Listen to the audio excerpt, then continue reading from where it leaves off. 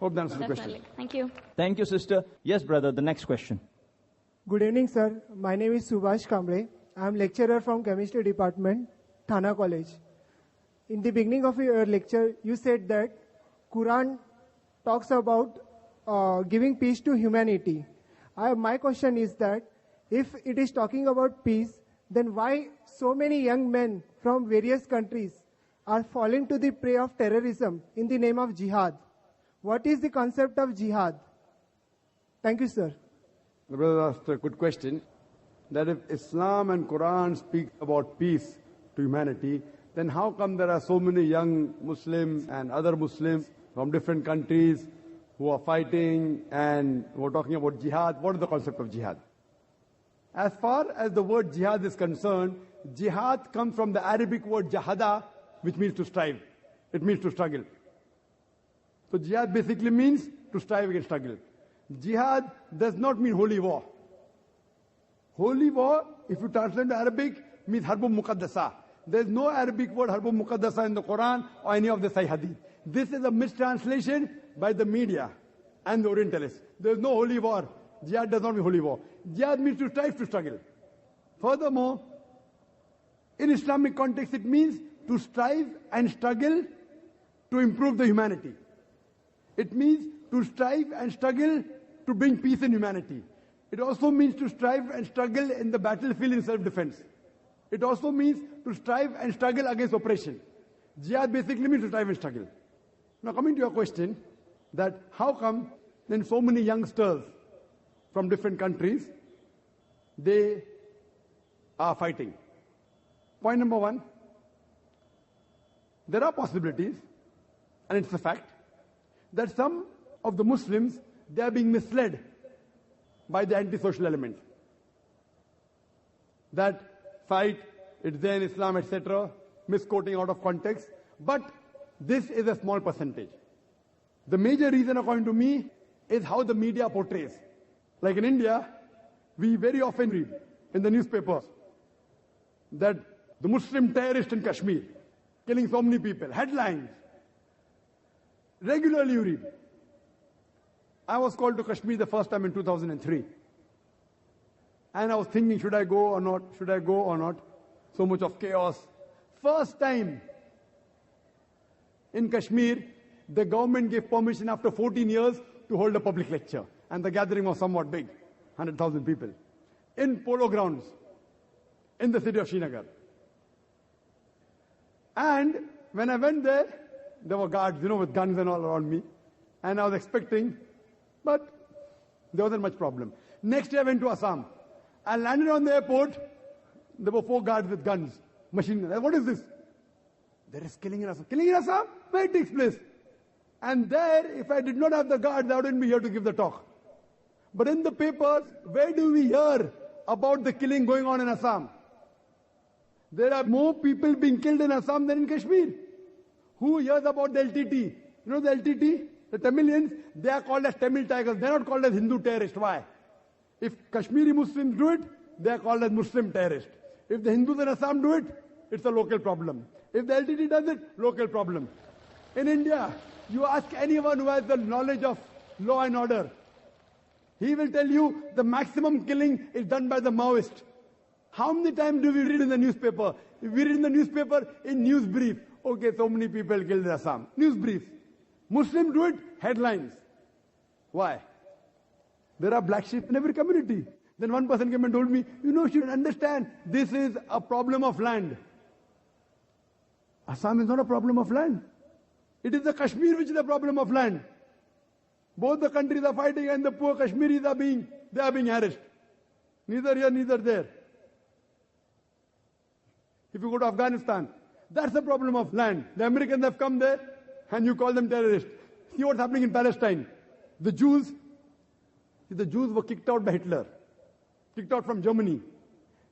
The Palestinians, the Arab cousins, they said, Ahlan wa sahlan. You are most welcome in our house. Now imagine, suppose a traveler is homeless, without a roof, you allow him to come to your house. After a few days he kicks you out, and at the doorstep you are saying, he has taken my house, give my house back. They call you a terrorist. What terrorist? So you realize this is the media. It is media. What we realize, what's happening in Bosnia? The Muslims, correct. I do agree with you. The Muslims are coming in the picture, but they are being harassed. Where is humanity? What have we done for the people of Palestine? For the people of Iraq? Weapons of mass destruction. I'm not in favor of Saddam Hussein. I don't consider him a good Muslim. But there were problems when Saddam was ruling. After the Americans came, the problems are multiplied. Correct? So what are you talking about weapons of mass destruction? Just because George Bush says, go and attack, and you're attacking? The person that has killed maximum number of human beings, it is George Bush. So number one terrorist is George Bush. So what we realize, brother, it is the media. The Muslims are being harassed, they are the sufferers, and you call them terrorists. So that's the reason, but there are black sheep in the community also. But the black sheep are a minority. It's a minority. The major thing is the media. You know, IRA, Irish Republican Army in UK. It is a fight between the Catholics and the Protestants. No one calls them as Catholic terrorists. Why? More than 100 years. But Tony Blair and the new Prime Minister are more worried about Muslim terrorists.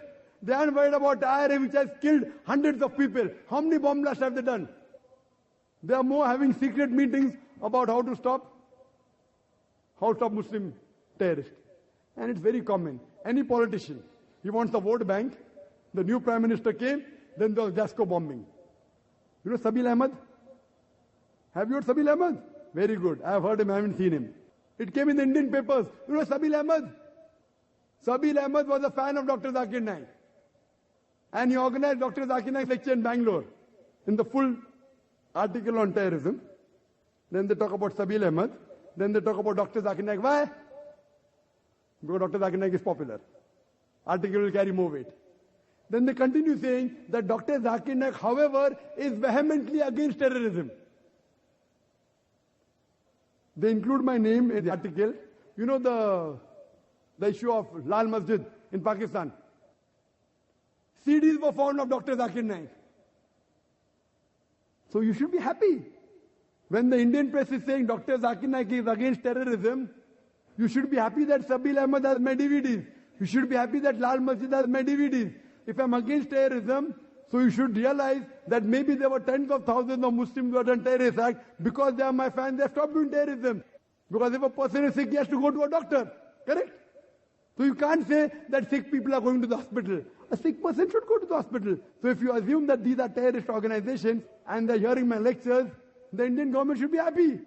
When Dr. Zakir Naik speaks against terrorism, they should be happy that these people are listening to me.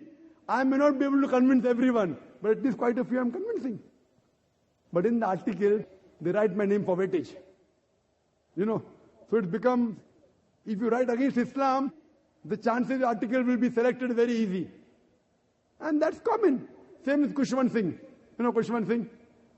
Now his age is 94. Year before last he wrote an article against me. Couple of weeks back in November he wrote an article against me. He says, in the first article he mentioned that I watch Dr. Zakir Naik's program religiously every day. He writes.